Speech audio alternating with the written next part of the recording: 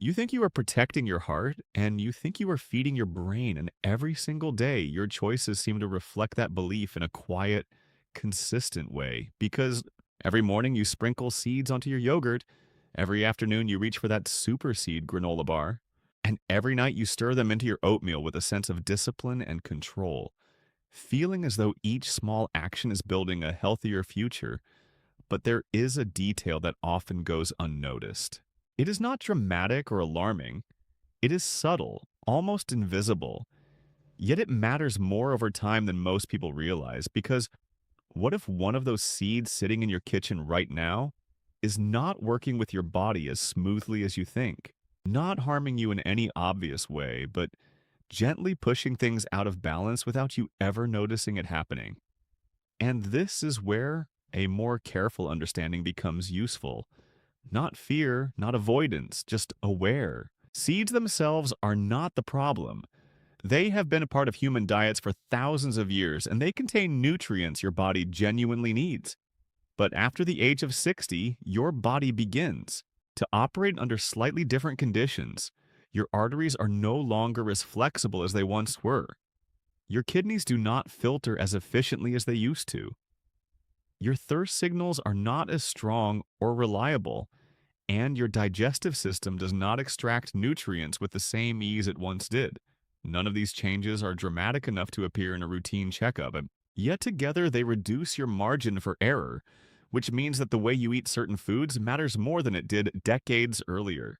This is the perspective shared by Senior Wellness Hub, where the focus is not on labeling foods as good or bad, but on understanding how small adjustments can support stability in blood pressure, circulation, and mineral balance over time.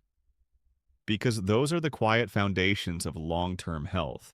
And when you look at seeds through that lens, patterns begin to emerge that are easy to overlook in a younger body. For example, sunflower seeds, which appear harmless and even beneficial on the surface, offering vitamin E and healthy fats, yet they are naturally high in omega 6 fatty acids.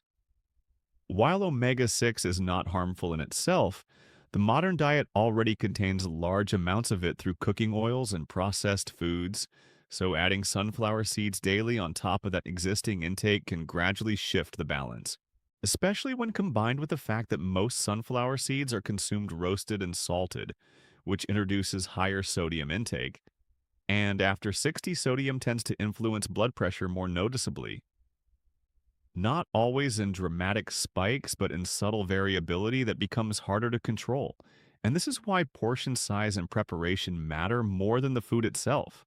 Because a small portion of unsalted sunflower seeds balanced with omega 3 sources can fit well within a healthy routine. But large daily amounts of salted seeds may quietly work against the very stability you are trying to maintain. And a similar pattern appears with sesame seeds, which feel traditional and safe, commonly used in foods like tahini and baked goods, yet they are high in phytic acid, a natural compound that can bind to minerals such as magnesium, calcium, and zinc in the digestive system, reducing how much your body absorbs. While this is not an issue in small amounts, it becomes more relevant when sesame is consumed frequently throughout the day, because after 60, your body already absorbs minerals less efficiently. Magnesium, in particular, plays a key role in supporting relaxed blood vessels and steady heart rhythm.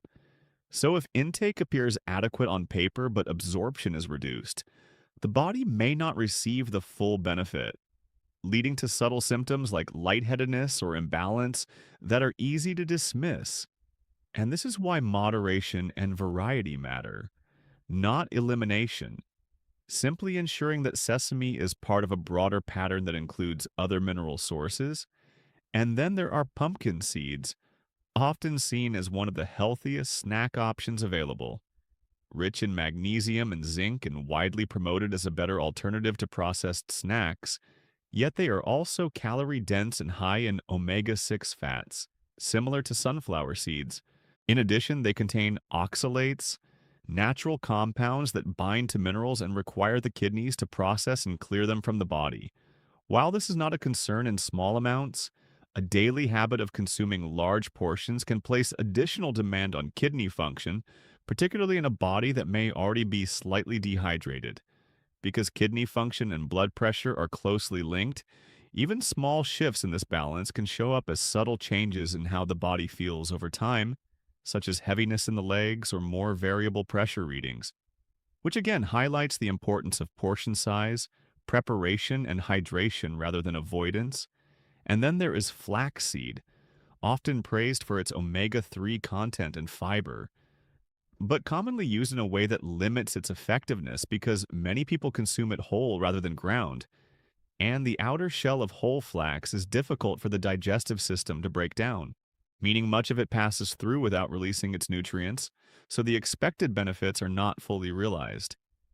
At the same time, flax contains soluble fiber that draws water into the intestines, which can contribute to mild dehydration if fluid intake is not increased accordingly, especially in older adults whose thirst response is already diminished. And this creates a situation where a food intended to support health may instead add a small but consistent strain if not used correctly. And finally, there is the combination that brings all of these factors together, the so-called super seed mix, which blends multiple seeds into one product. Often marketed as a concentrated source of nutrition, yet when several seeds are combined in one serving, their individual characteristics are also combined, meaning omega-6 fats, phytic acid, oxalates, and dense fiber are all introduced at once, sometimes alongside added oils from processing. While a younger body may handle this without noticeable effect, after 60 it can create a level of demand that is unnecessary on a daily basis. Not harmful in a dramatic sense, but less aligned with the goal of maintaining stable internal balance. And this is where simplicity becomes a more effective approach. Choosing one seed at a time, preparing it properly, keeping portions moderate, and supporting it with adequate hydration. Because the goal is not to maximize nutrient intake in a single meal, but to create a pattern that your body can manage comfortably and consistently over time. And this leads to three practical steps that can be applied immediately. First, reviewing the foods already present in your kitchen to identify products that combine multiple seeds with added oils, treating them as occasional rather than daily choices. Second, simplifying your approach by focusing on one seed at a time and using it in a way that supports absorption and balance. And third, ensuring that every seed-based meal is paired with sufficient water to support digestion and kidney function. Because after 60, the body does not need more complexity, it needs more stability. And the individuals who maintain strength and clarity into later decades are often not those who chase the latest superfood trend, but those who apply small, consistent habits that respect how their body has changed. And this is the message that remains steady throughout. Not restriction, but awareness. Not fear, but adjustment. Recognizing that the difference between simply aging and aging, well, often comes down to how well daily habits align with the body's evolving needs.